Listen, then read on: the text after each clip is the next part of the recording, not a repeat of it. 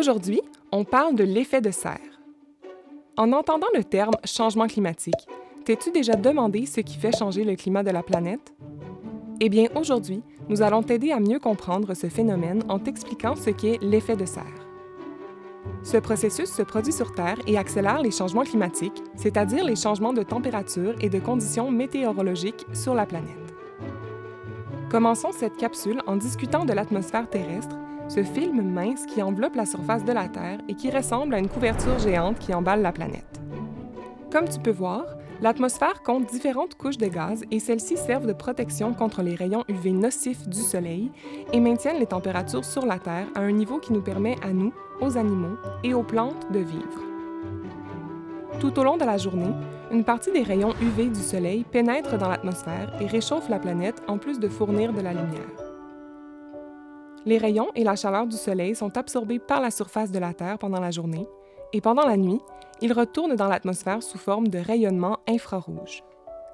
De la même manière que l'atmosphère empêche certains rayons du Soleil de pénétrer jusqu'à la surface de la Terre et donc jusqu'à nous, certains gaz de l'atmosphère empêchent également une partie des rayons infrarouges émis la nuit de s'échapper dans l'espace.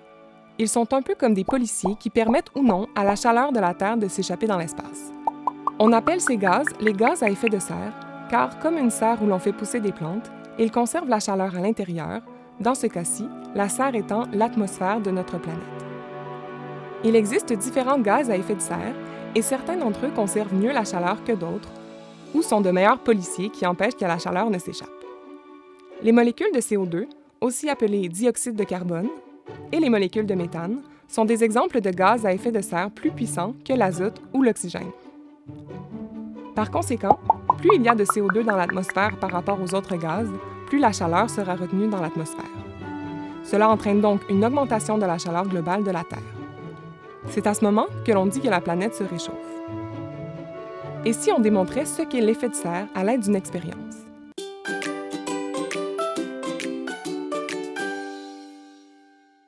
Le matériel dont nous avons besoin pour cette expérience est du bicarbonate de soude, du vinaigre, des glaçons, 3 verres transparents, une allumette, une pellicule de plastique ou 2 couvercles pour les verres, et une lampe.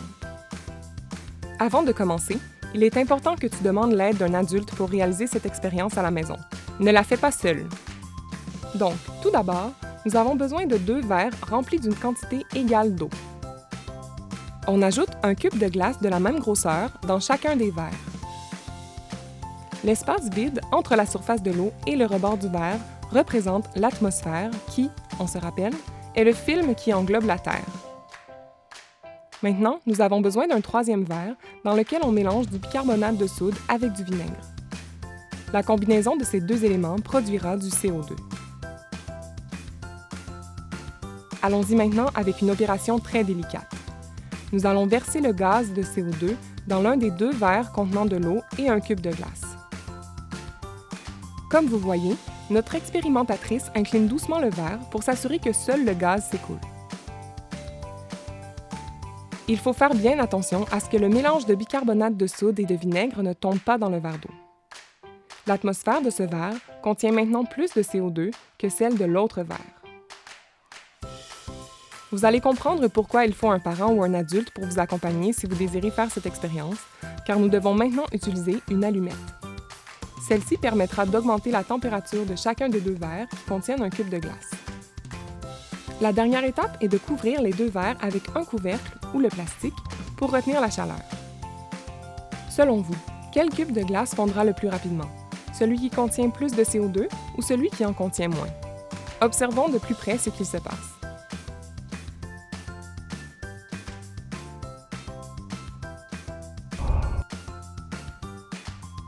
C'est la glace qui se trouvait dans le verre contenant le plus de CO2 qui a fondu le plus rapidement, car comme nous l'avons mentionné plus tôt, plus il y a de CO2 dans l'atmosphère par rapport aux autres gaz, plus la chaleur sera retenue dans l'atmosphère et ne pourra pas s'échapper dans l'espace. Donc, dans le verre dans lequel il y avait moins de CO2, la chaleur pouvait s'échapper plus rapidement et ainsi maintenir l'atmosphère à une température plus froide. Maintenant que tu comprends ce qu'est l'effet de serre et comment cela fonctionne grâce à notre expérience, qu'est-ce que cela a à voir avec le changement climatique? Sur la Terre, il existe des processus naturels et des cycles qui modifient la composition gazeuse de l'atmosphère terrestre sur de longues périodes de temps. Donc, par exemple, les quantités de CO2 peuvent augmenter ou diminuer au fil des années. Si on remontait le temps de millions d'années, on remarquerait que la composition atmosphérique de la Terre était complètement différente de ce qu'elle est aujourd'hui. On retrouverait donc les différents gaz comme l'oxygène, le dioxyde de carbone ou l'azote en quantités différentes comparées à celles d'aujourd'hui. Les activités à la surface de la Terre influencent les gaz qui composent l'air que nous respirons et créent différents types de gaz qui sont libérés dans l'atmosphère.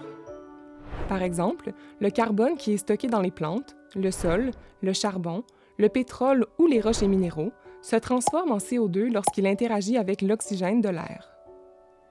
À l'écran, vous voyez en orange les molécules de carbone contenues dans différentes matières, ainsi que les molécules d'oxygène qui sont en bleu et se retrouvent dans l'air. Lorsque ces molécules se rencontrent, elles se transforment en CO2. Ainsi, le CO2 est libéré dans l'atmosphère en quantité énorme lorsque nous brûlons du charbon ou du pétrole pour produire de l'énergie. Par exemple, lorsque nous conduisons une voiture, l'essence faite avec du pétrole, qui alimente le moteur, libère du CO2 dans l'atmosphère. L'augmentation sur la Terre de ces activités qui émettent du CO2 fait en sorte que nous avons beaucoup plus de ces gaz dans notre atmosphère qu'il y a à peine 50 ans. Ce CO2 supplémentaire provoque maintenant une augmentation de la température mondiale sur Terre, entraînant de nombreux changements dans les conditions météorologiques et des problèmes tels que des inondations, des sécheresses et des tempêtes qui ne se produisaient pas aussi souvent dans le passé.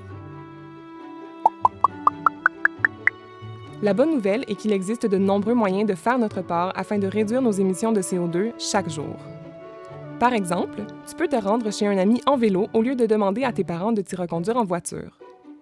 Tu peux aussi suggérer à tes parents d'acheter des aliments qui sont produits près de chez toi plutôt que ceux qui ont dû traverser le monde pour arriver dans nos assiettes. Tu peux également aider à diminuer la consommation d'énergie à la maison en t'assurant d'éteindre les lumières en sortant d'une pièce ou en éteignant la télévision lorsque tu as terminé de la regarder. Il ne s'agit que de quelques idées parmi plusieurs autres que tu peux trouver. Alors, comprends-tu mieux maintenant ce qu'est l'effet de serre? As-tu découvert des manières de diminuer tes propres émissions de gaz à effet de serre? Pour répondre à la question, je t'invite à cliquer sur le pouce vers le haut qui se trouve au bas de la vidéo. Merci d'avoir été là et je te dis à bientôt pour une autre capsule, Les changements climatiques et moi.